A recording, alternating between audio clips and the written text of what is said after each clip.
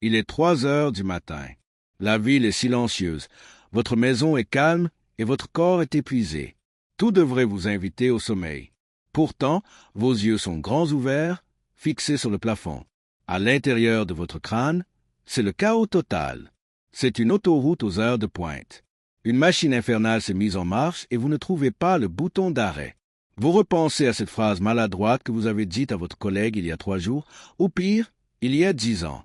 Vous commencez à imaginer le pire scénario pour votre réunion de demain. Vous vous demandez si vous avez fait les bons choix de vie, si votre partenaire vous aime vraiment, ou pourquoi vous n'avez pas acheté de Bitcoin en 2012. Une pensée en entraîne une autre, qui en entraîne une troisième, créant une toile d'araignée immense et collante dans laquelle vous êtes piégé.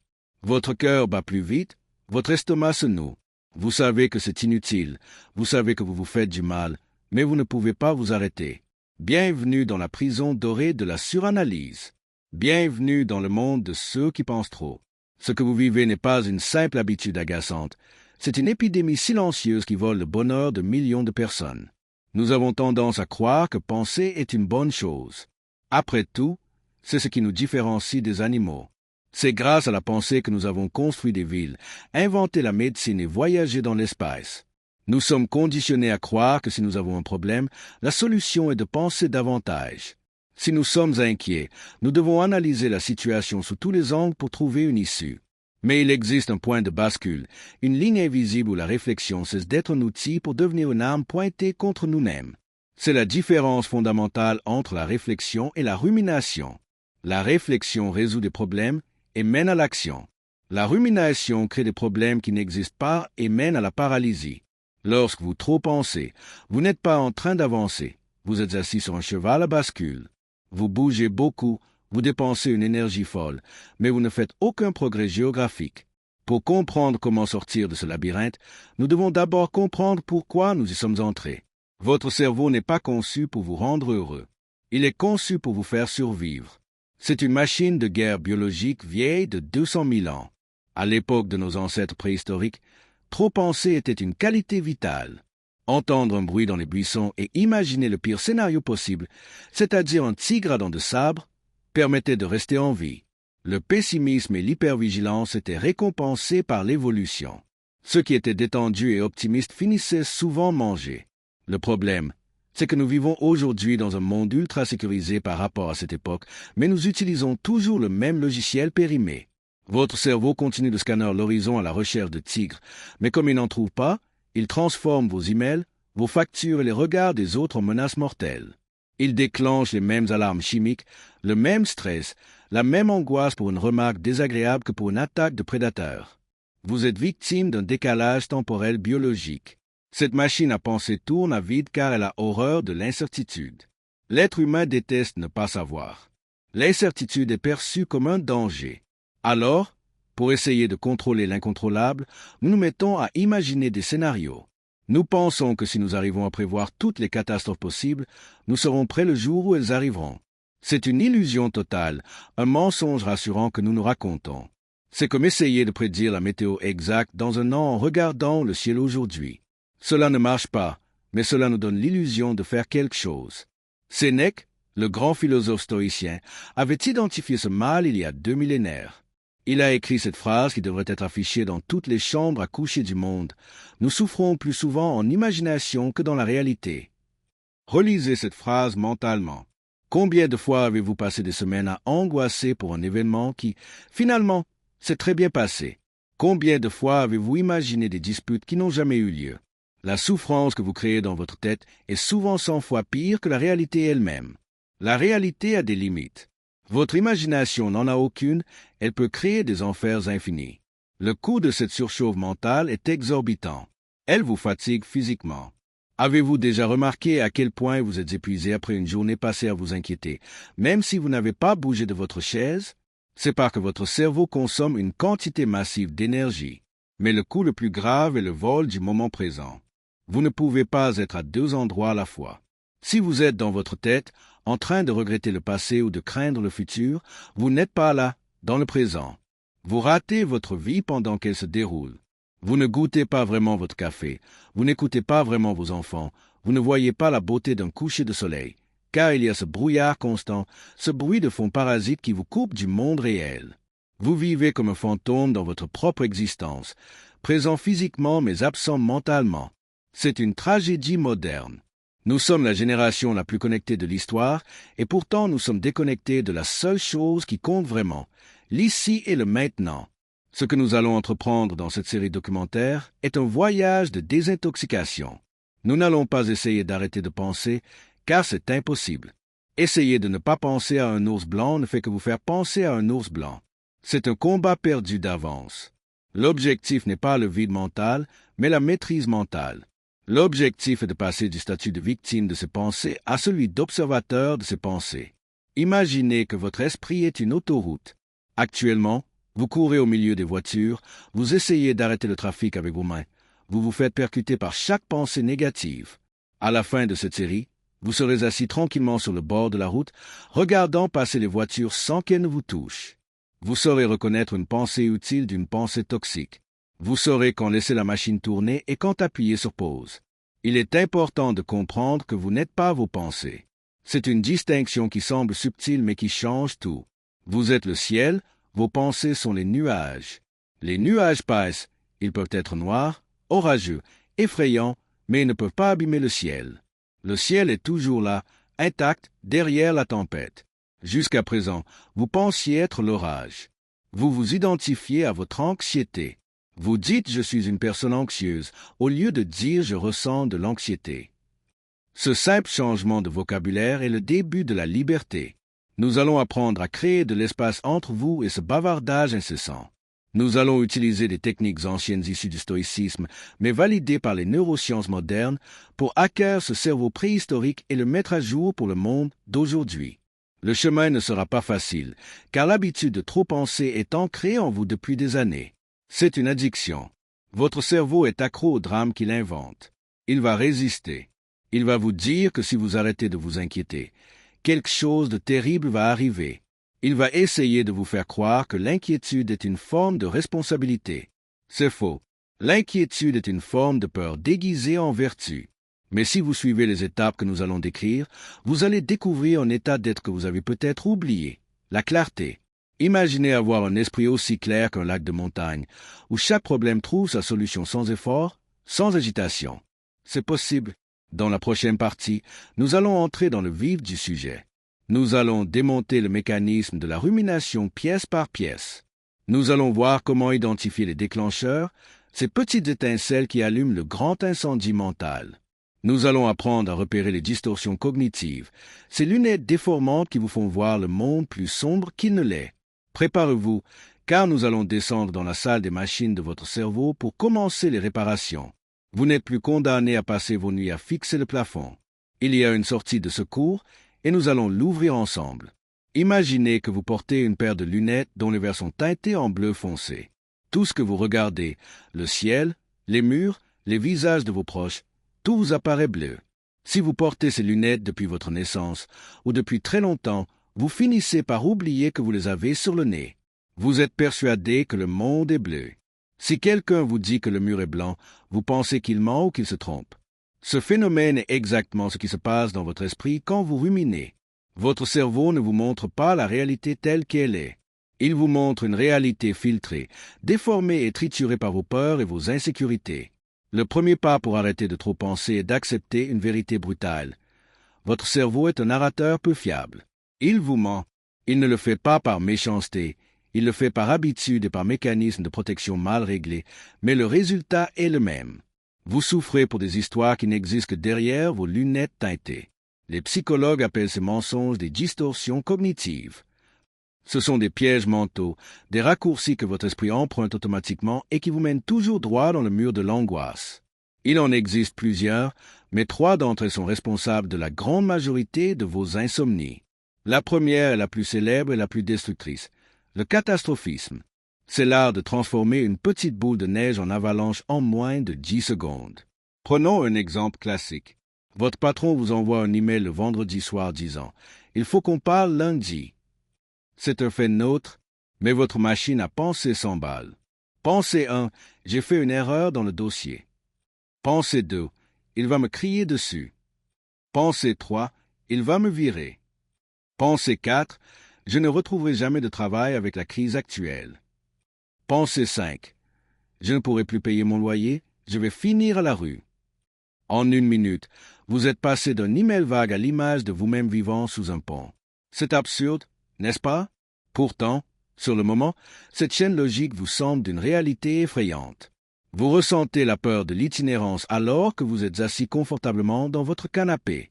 La deuxième distorsion qui alimente la suranalyse est la lecture de pensée. C'est cette arrogance incroyable qui nous fait croire que nous avons des pouvoirs télépathiques. Vous croisez une connaissance dans la rue, vous lui souriez, mais elle ne vous répond pas et continue son chemin. Immédiatement, votre tribunal intérieur se met en marche. Il m'a ignoré. Il m'en veut. Qu'est-ce que j'ai fait de mal? Ah oui, c'est sûrement à cause de ce que j'ai dit l'autre jour. Vous passez votre après-midi à analyser votre relation, à chercher des preuves de sa haine. La réalité? Il ne vous a probablement pas vu.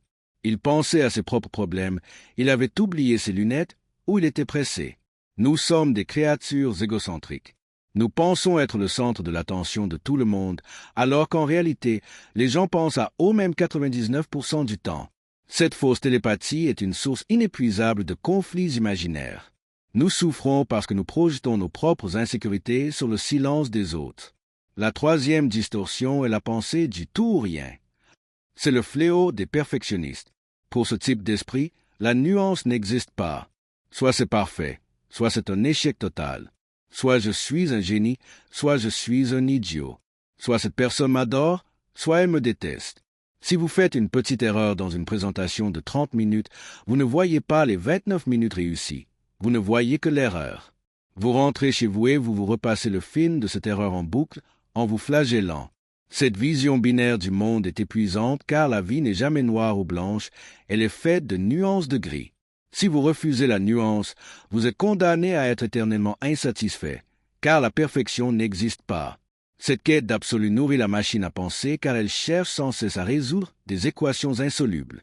Les stoïciens avaient une méthode redoutable pour contrer ces distorsions. Épictète, l'un des plus grands maîtres de cette philosophie, enseignait à ses élèves à ne jamais accepter une impression, une première pensée, sans la tester. Il disait « Arrête-toi un instant, pensez, laisse-moi voir qui tu es et ce que tu représentes. Laisse-moi te mettre à l'épreuve. » C'est une image puissante. Imaginez que votre esprit est une boîte de nuit très sélecte. Vous êtes le videur à l'entrée. Les pensées sont les clients qui essaient d'entrer. Jusqu'à aujourd'hui, vous laissiez entrer n'importe qui, les voyous, les ivrognes, les parasites. Ils entraient, cassaient tout et mettaient la musique trop fort. Maintenant, vous devez devenir un videur impitoyable. Quand une pensée anxieuse se présente, comme « tu vas rater ton examen », ne la laissez pas entrer directement dans la zone VIP de votre attention. Bloquez-la à la porte et demandez-lui ses papiers. Comment demander ses papiers à une pensée? En la traitant comme une hypothèse et non comme un fait. C'est ici que vous devez devenir un scientifique ou un avocat. Face à la pensée « mon ami ne m'aime plus », cherchez les preuves. Les vraies preuves, tangibles, concrètes. Est-ce qu'il vous l'a dit? Non. Est-ce qu'il vous a aidé le mois dernier? Oui. Est-ce qu'il répond à vos messages d'habitude? Oui. Alors la preuve ne tient pas. L'accusation est rejetée. C'est un exercice de rationalité froide contre l'émotion chaude. Au début, c'est difficile parce que l'émotion est plus rapide que la raison. La peur arrive en jet privé, la raison arrive à vélo. Il faut donc gagner du temps. Il faut ralentir le processus pour laisser le temps au vélo d'arriver. Un outil pratique pour faire cela est de donner un nom à votre monstre intérieur. Cela peut sembler enfantin, mais c'est une technique de distanciation cognitive très efficace. Donnez un nom ridicule à cette voix qui vous critique et qui imagine le pire. Appelez-la Gertrude la grincheuse ou Michel le menteur. Quand vous commencez à spiraler dans une boucle de négativité, dites-vous mentalement « Ah, voilà Gertrude qui recommence ses histoires. » Le fait de personnifier cette voix la sépare de vous. Ce n'est plus « je pense que je suis nul », c'est « Gertrude dit que je suis nul ». Et Gertrude a tort, comme d'habitude. Cette petite touche d'humour et de mépris envers vos propres démons leur enlève leur caractère sacré et terrifiant. Vous cessez de prendre vos pensées au sérieux. Une pensée n'est pas un ordre, c'est une suggestion. Et vous avez le droit de refuser la suggestion. Il est essentiel de comprendre que vous ne pourrez pas empêcher les pensées négatives de frapper à la porte. Même les moines bouddhistes ont des pensées négatives. Le but n'est pas de ne plus jamais avoir peur ou douter. Le but est de réduire le temps de réaction. Avant, quand une pensée catastrophique arrivait, vous l'invitiez à dîner, vous lui offrez le dessert et elle restait dormir 3 semaines. Maintenant, quand elle arrive, vous la reconnaissez pour ce qu'elle est, une distorsion, un mensonge, une vieille habitude. Vous lui dites « Je t'ai vu, je sais que tu es fausse », et vous la laissez repartir sans lui offrir de siège. C'est ce qu'on appelle le lâcher-prise. Ce n'est pas de l'indifférence, c'est du discernement. Nous avons commencé à identifier l'ennemi. Nous savons maintenant que notre cerveau porte des lunettes déformantes et que nous devons vérifier la réalité de nos pensées comme un juge vérifie les preuves. C'est l'étape intellectuelle. Mais parfois, l'esprit est trop fort. La tempête est trop violente pour qu'on puisse raisonner calmement. Parfois, on est tellement pris dans la boucle qu'on n'arrive même pas à trouver la distance nécessaire pour analyser la situation. Dans ce moment-là, il faut changer de stratégie. Il faut arrêter d'essayer de résoudre le problème avec la tête et commencer à utiliser le corps. Il existe un lien physique direct entre votre état physiologique et votre rumination mentale. Dans la prochaine partie de notre série, nous allons découvrir comment briser le cycle de la pensée par l'action physique et l'ancrage temporel. Nous allons voir pourquoi il est impossible de trop penser quand on est pleinement dans son corps et comment utiliser des techniques de respiration et de focalisation sensorielle pour couper le courant de la machine infernale en quelques secondes. Nous allons passer de la théorie à la pratique physique.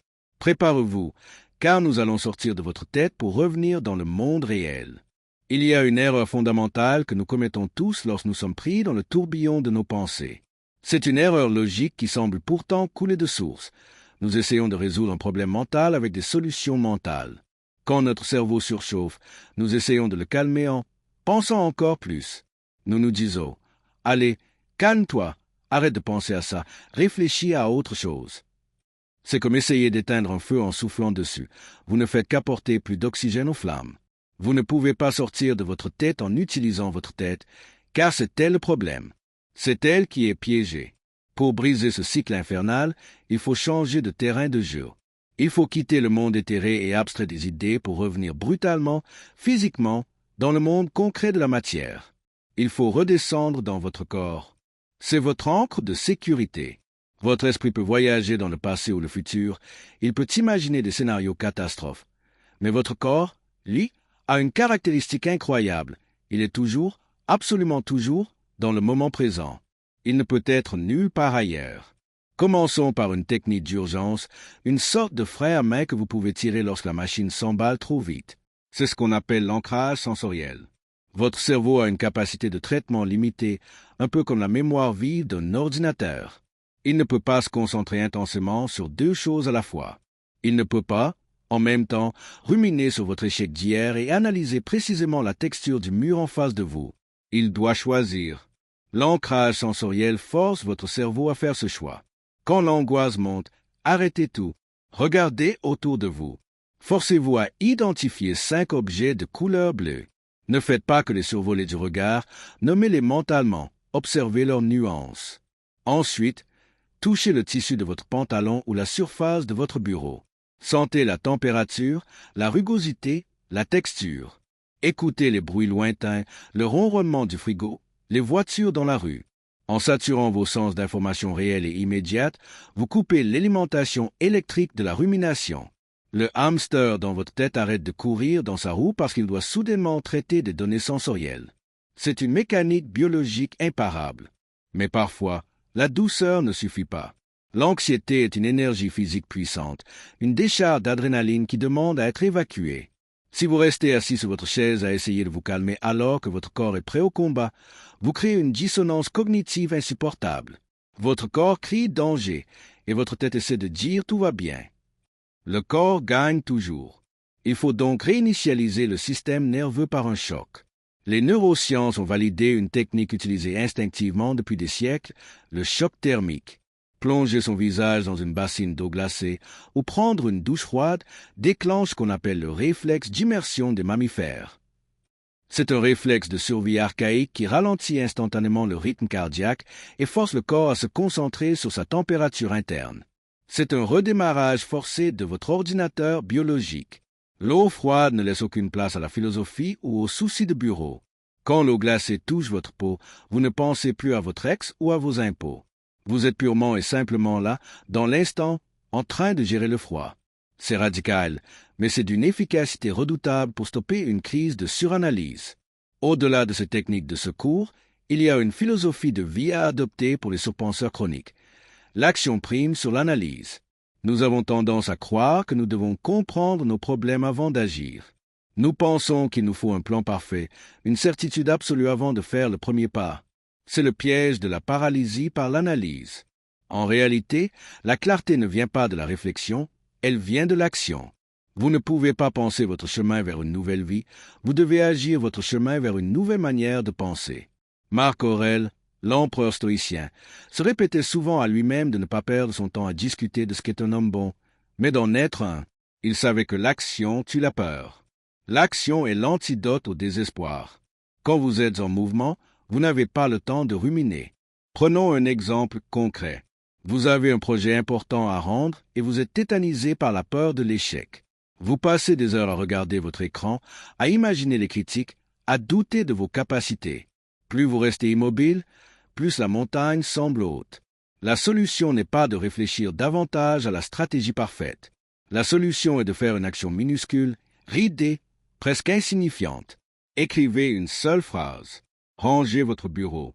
Ouvrez le dossier. N'importe quoi, pourvu que ce soit un mouvement. Le mouvement crée l'émotion. En agissant, vous envoyez un signal à votre cerveau.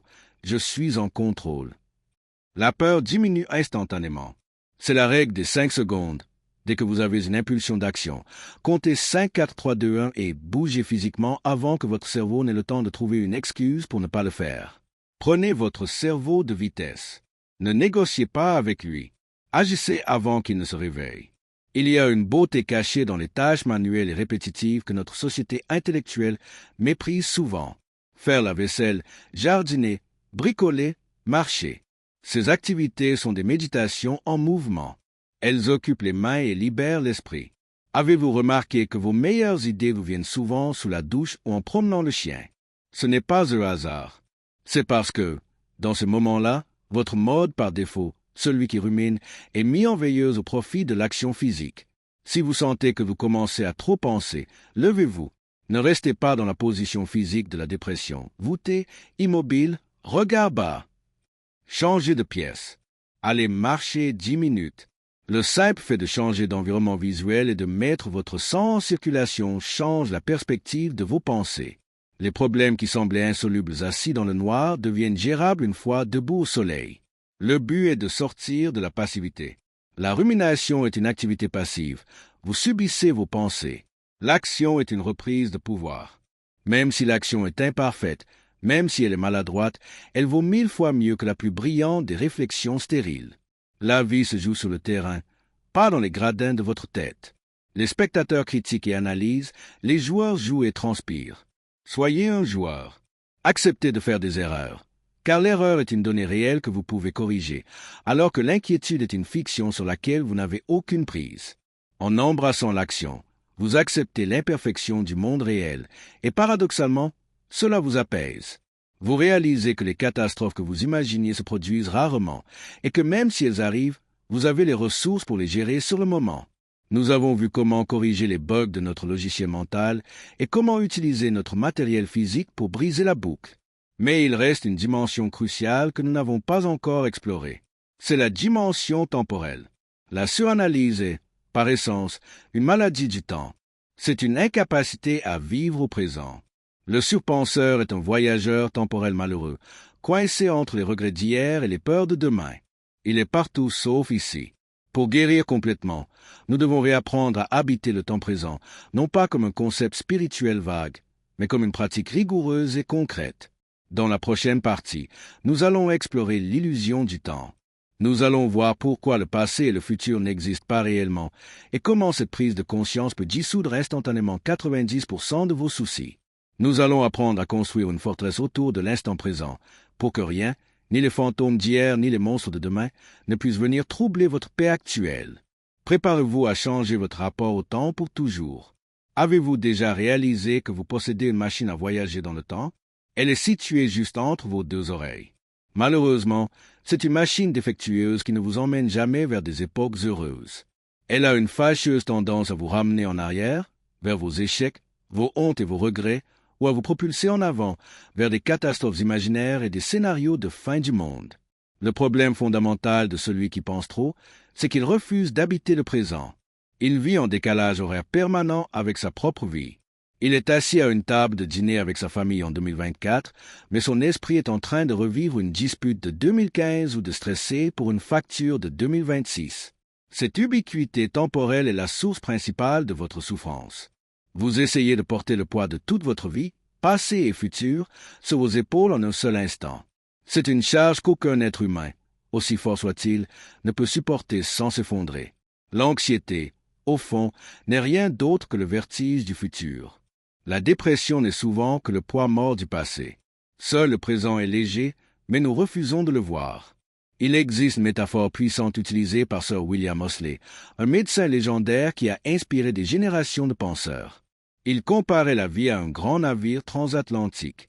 Pour qu'un navire soit insubmersible, il est conçu avec des compartiments étanches. Le capitaine peut appuyer sur un bouton et des portes d'acier géant descendent pour isoler chaque section du bateau.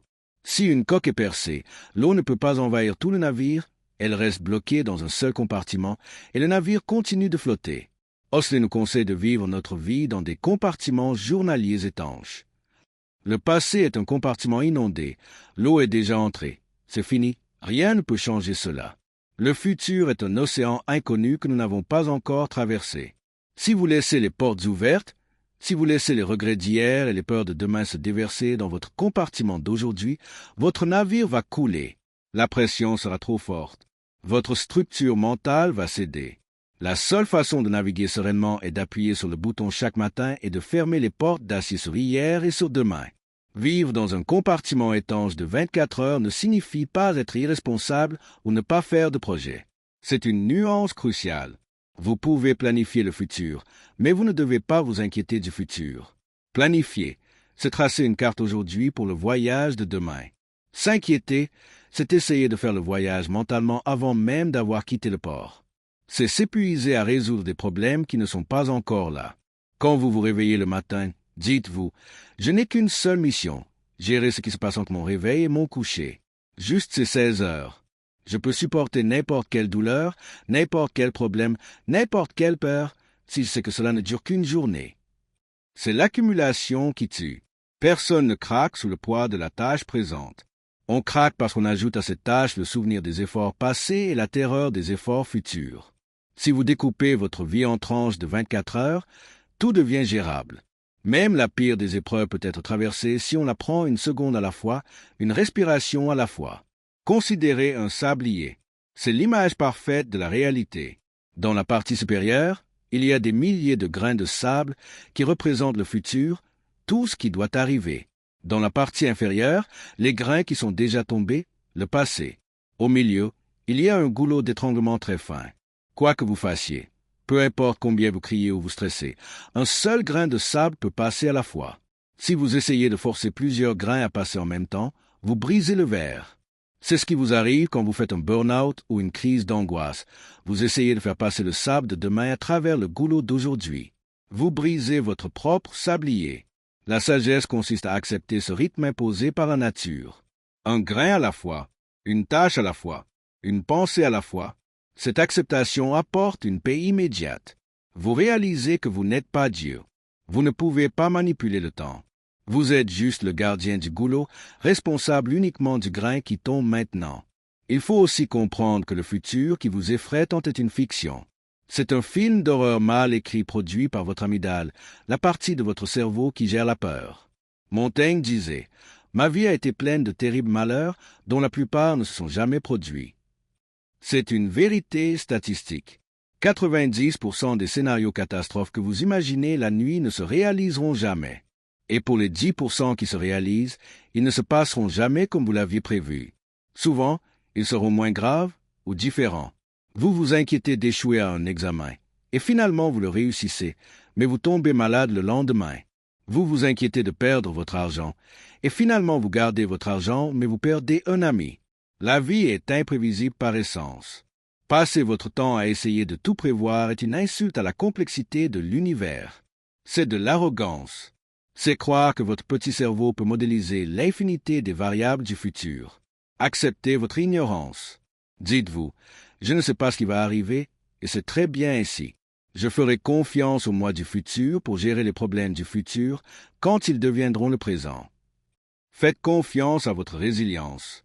C'est un point que les anxieux oublient toujours. Quand ils imaginent le pire, perdre leur emploi, tomber malade, ils s'imaginent dans leur état actuel, fragile, anxieux, face à ces catastrophes. Ils oublient que si le pire arrive, leur état d'esprit changera. L'adrénaline montera, l'instinct de survie s'activera, des ressources cachées émergeront.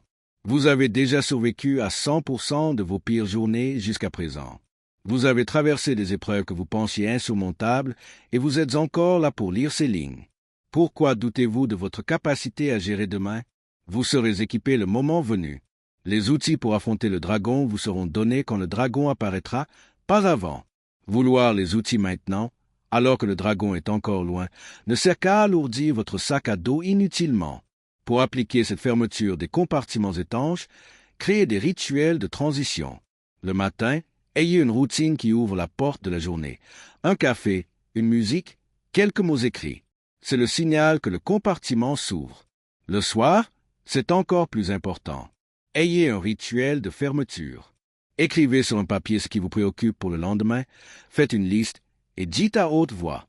Le bureau est fermé. La journée est finie. Je dépose les armes. Imaginez physiquement que vous fermez une lourde porte blindée sur la journée. Ce qui n'a pas été fait attendra. Les erreurs commises sont scellées dans le passé. Vous avez le droit et même le devoir de vous reposer. Le sommeil n'est pas une perte de temps, c'est la maintenance nécessaire de la machine. Si vous emportez vos problèmes au lit, vous ne dormez pas, vous stationnez. Et une voiture qui stationne avec le moteur allumé finit par tomber en panne d'essence. En vous concentrant uniquement sur l'immédiat, vous allez découvrir une densité de vie incroyable. Les couleurs seront plus vives, les conversations plus profondes. Vous cesserez d'être un fantôme. Mais pour atteindre la sérénité totale, il reste une dernière marche à gravir, la plus haute et la plus difficile. C'est celle du contrôle. La raison ultime pour laquelle nous pensons trop, c'est que nous voulons tout contrôler. Nous voulons que le monde obéisse à nos désirs. Nous voulons être ce que les gens nous aiment, que nos projets réussissent. Or, le monde est indomptable. Dans la dernière partie de cette série, nous allons apprendre l'art suprême du lâcher-prise. Nous allons voir comment faire la différence entre ce qui dépend de nous et ce qui ne dépend pas de nous, et comment trouver la paix en acceptant joyeusement de ne pas être le maître de l'univers. Préparez-vous à rendre les armes pour enfin gagner la guerre. Nous arrivons au terme de notre voyage, au cœur même du réacteur nucléaire de votre anxiété. Nous avons parlé de distorsion cognitive, d'ancrage physique et de gestion du temps, mais il reste une vérité ultime à affronter, une vérité qui est la cause racine de 99% de vos nuits blanches. Pourquoi votre cerveau tourne-t-il en boucle? Pourquoi essayez-vous de prévoir l'imprévisible? La réponse tient en un seul mot, le contrôle. Vous pensez trop parce que vous voulez tout contrôler. Vous voulez écrire le script de votre vie, et pire encore, celui de la vie des autres. Vous voulez avoir la certitude absolue que tout se passera bien, que personne ne vous jugera, que vous ne souffrirez pas. Vous vous comportez comme le directeur général de l'univers. Mais voici la nouvelle brutale et libératrice. Vous n'êtes pas le directeur général de l'univers. Vous êtes un simple passager. Et tant que vous essayerez de tenir le volant d'un avion dont vous n'êtes pas le pilote, vous vivrez dans la terreur du crash. L'arrêt de la suranalyse passe obligatoirement par la démission de ce poste imaginaire que vous vous êtes attribué. Les stoïciens, avec leur sagesse clinique, ont dessiné une ligne sur le sable, une frontière invisible qui sépare le monde en deux territoires distincts. C'est ce qu'ils appellent la dichotomie du contrôle. D'un côté de la ligne, il y a ce qui dépend de vous, vos opinions, vos actions, vos désirs, vos efforts. C'est votre royaume. De l'autre côté, il y a ce qui ne dépend pas de vous, votre corps qui peut tomber malade, votre réputation, ce que les autres pensent, votre richesse que le marché peut détruire, et les événements du monde. La source de toute votre souffrance mentale vient d'une seule erreur géographique. Vous avez installé votre campement du mauvais côté de la ligne. Vous passez vos journées à essayer de contrôler les pensées de votre patron, les sentiments de votre partenaire ou l'économie mondiale. Vous investissez votre énergie émotionnelle dans des choses qui vous échappent totalement. C'est comme essayer d'empêcher la pluie de tomber en lui criant dessus. Non seulement cela ne marche pas, mais vous finissez trempé, enroué et misérable. Imaginez un archer. Il a son arc, sa flèche, sa cible. Il peut choisir le meilleur bois pour son arc, s'entraîner pendant 10 ans, vérifier la tension de la corde, viser avec une précision millimétrée et choisir l'instant parfait pour lâcher la corde. Tout cela dépend de lui. C'est le processus. Mais au moment précis où la flèche quitte ses doigts, le résultat ne lui appartient plus. Une rafale de vent soudaine peut dévier la flèche. La cible peut bouger. Si l'archer a lié son bonheur uniquement au fait de toucher la cible en plein centre, il sera anxieux jusqu'à l'impact. Il va trop penser à la trajectoire. Mais si l'archer lie son bonheur à la qualité de son tir, à sa propre maîtrise technique, alors il est serein. Quoi qu'il arrive, il a réussi, car il a fait ce qui dépendait de lui. Vous devez devenir cet archer stoïcien. Concentrez-vous obsessionnellement sur le processus et détachez-vous totalement du résultat. Préparez votre entretien d'embauche à fond au processus, mais acceptez que le choix final du recruteur ne vous appartient pas. Résultat. Soyez un partenaire aimant et attentif. Processus. Mais acceptez que vous ne pouvez pas forcer l'autre à rester. Résultat. Ce détachement n'est pas de l'indifférence, c'est de la santé mentale pure. Le lâcher-prise est souvent mal compris. On pense que c'est un acte de faiblesse, une forme d'abandon. Au contraire, c'est l'acte de courage ultime. C'est regarder la réalité en face et dire « Je reconnais que je ne suis pas tout-puissant ». C'est faire la planche au milieu de l'océan au lieu de s'épuiser à nager contre le courant. Quand vous arrêtez de lutter contre la réalité, quand vous arrêtez de dire « ça ne devrait pas se passer comme ça », le silence revient instantanément dans votre tête. La rumination est le bruit de votre résistance. C'est le grincement de vos freins mentaux contre le mouvement inéluctable de la vie. Enlevez le pied du frein. Acceptez le chaos. La vie est, par définition, incertaine et désordonnée. Vouloir une vie sans imprévu, c'est vouloir être mort, car seule la mort est parfaitement stable. Embrasser l'incertitude, c'est embrasser la vie elle-même. Pour solidifier cette nouvelle attitude, il existe une technique linguistique puissante. Remplacez vos « et si » par des « même si ». Le surpenseur vit dans le « et si ». Et si je perds mon travail? Et si elle me quitte? Et si je tombe malade? Ces questions sont des portes ouvertes sur l'enfer, car elles n'ont pas de réponse satisfaisante. Changez la formulation. Dites « Même si je perds mon travail, je trouverai une solution. J'ai des compétences, je survivrai. Même si elle me quitte, je souffrirai un temps, mais je me reconstruirai. Je suis capable d'être heureux seul. » Le même si tue la peur à la racine. Il ne nie pas le danger, il affirme votre résilience. Il vous rappelle que vous êtes plus fort que les circonstances. Vous avez déjà traversé des épreuves difficiles et vous êtes toujours là. Votre anxiété est une menteuse qui essaie de vous faire croire que vous êtes fragile. Prouvez-lui le contraire en acceptant le pire scénario possible et en réalisant qu'il n'est pas mortel. Nous avons parcouru beaucoup de chemins. Vous avez appris à voir vos pensées comme des nuages et non comme des orages. Vous avez appris à utiliser votre corps pour court-circuiter votre esprit. Vous avez appris à vivre dans des compartiments journaliers étanches. Et maintenant, vous apprenez à lâcher le volant des choses que vous ne contrôlez pas. Ces outils ne sont pas magiques. Ils ne vont pas effacer vos pensées du jour au lendemain. Votre cerveau a des années d'entraînement à la rumination derrière lui et il faudra du temps pour inverser la vapeur. Vous allez rechuter. Il y aura des soirs où vous serez à nouveau aspiré par le tourbillon. Ne vous jugez pas. Le jugement est une autre forme de pensée toxique. Soyez bienveillant avec vous-même. Dites-vous simplement « Tiens, je recommence à trop penser. C'est intéressant. Revenons à la respiration. Revenons au présent. » C'est un entraînement comme apprendre le piano ou le tennis. Chaque fois que vous ramenez votre attention vagabonde vers l'ici et maintenant, vous faites une pompe mentale. Vous musclez votre sérénité. Finalement, posez-vous cette question. Quel est le prix de votre liberté mentale? Le prix est l'abandon de vos illusions. Vous devez abandonner l'illusion que vous pouvez tout prévoir. Vous devez abandonner l'illusion que l'inquiétude est une forme de protection. L'inquiétude ne vide pas demain de ses chagrins, elle vide aujourd'hui de sa force. Votre esprit est un outil magnifique, un super ordinateur capable de créer de l'art, de l'amour et de la science. Mais un outil qui tourne à vide finit par chauffer et casser. Il est temps d'éteindre la machine quand vous ne l'utilisez pas. Il est temps de remettre l'épée dans son fourreau. La vie n'est pas un problème à résoudre, c'est une réalité à expérimenter. Regardez autour de vous. La chaise sur laquelle vous êtes assis, la lumière dans la pièce, le bruit de votre respiration. C'est tout ce qu'il y a. Le passé n'est qu'une mémoire, le futur n'est qu'une imagination. La seule chose réelle, tangible, vivante, c'est cette seconde précise. Et dans cette seconde précise, si vous ne rajoutez pas de commentaire mental, tout va bien. Vous êtes en sécurité. Vous êtes vivant.